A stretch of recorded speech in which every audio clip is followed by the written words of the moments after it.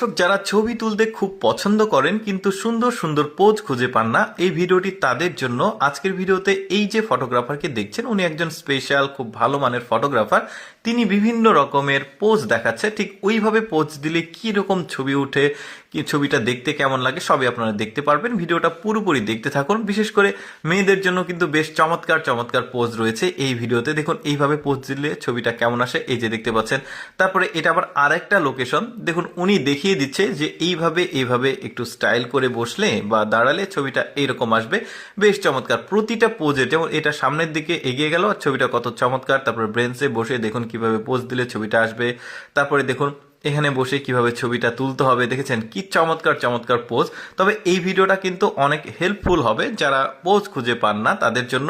তবে লোকেশনগুলো কিন্তু পরিবর্তন হচ্ছে, মানে বিভিন্ন জায়গার বিভিন্ন লোকেশন রয়েছে। এইভাবে পোজ দিলে দেখুন কি চমৎকার একটা ছবি আসে।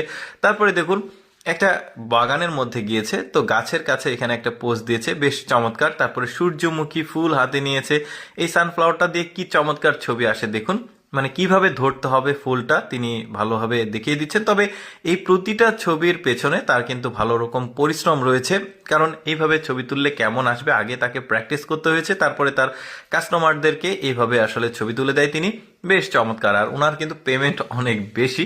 তো যাই হোক, আমি জাস্ট ছবি তোলা দেখাচ্ছি, যে তার ছবির যে পোজগুলো সেগুলো দেখাচ্ছে আপনাদেরকে। দেখছেন বিশেষ করে মেয়েদের জন্য আসলে এই ভিডিওটা দেখতে পাচ্ছেন, বেশ চমৎকার। অনেক কিন্তু হেল্পফুল হবে যারা খুব বেশি ছবি তোলেন, মানে কিন্তু ছবি তোলার পোজ খুঁজে পান না, কি স্টাইলে ছবি তুলবো, তাদের জন্য বেশ চমৎকার। চেয়ারে বসে তারপরে সমুদ্রের ধারে গেলে বা নদীর ধারে গেলে কিভাবে আপনি ছবি তুলতে পারবেন, এই রকম কিছু পোজ দিয়ে বেশ চমৎকার লাগবে। যেমন পাথর রয়েছে এখানে, বড় সাইজের একটা পাথর বা প্রবাল, তো সেখানে ছবিটা তুলছে।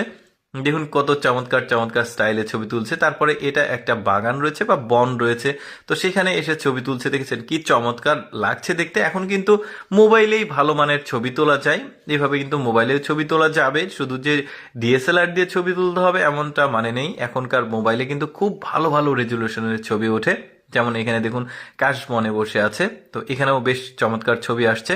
জঙ্গল, কাশবন, মানে প্রতিটা লোকেশনেই কিন্তু ছবি তোলার যে ব্যাপারটা সেটা বেশ চমৎকারভাবে ফুটিয়ে তোলা হয়েছে, বেশ দারুণ লাগছে। এখানে একটা ব্রেঞ্চ রয়েছে, পার্কের ব্রেঞ্চ, তো সেখানেই বসে কিভাবে ছবি তুলতে হবে এটাও বুঝিয়ে দিচ্ছে। তারপরে এখানে কন্টিলিভার একটা ব্রিজ রয়েছে, তো এই ব্রিজে কিভাবে ছবি তুলতে হবে, মানে দেখতে কেমন লাগবে সেটাও আসলে দেখাচ্ছে। এই ধরনের ব্রিজ কিন্তু কলকাতাতে রয়েছে, মানে হাওড়া ব্রিজ যেটাকে বলা হয়, বেশ চমৎকার। ওইখানেও ছবি তোলা যাবে, বেশ দারুণ লাগছে দেখতে, এখানেও রয়েছে। তো যাই হোক দর্শক, এই ছবি তোলার যে স্টাইলগুলো আপনাদের কেমন লাগলো অবশ্যই কমেন্ট করে জানাবেন। আর আমি সবসময় চেষ্টা করি আপনাদের জন্য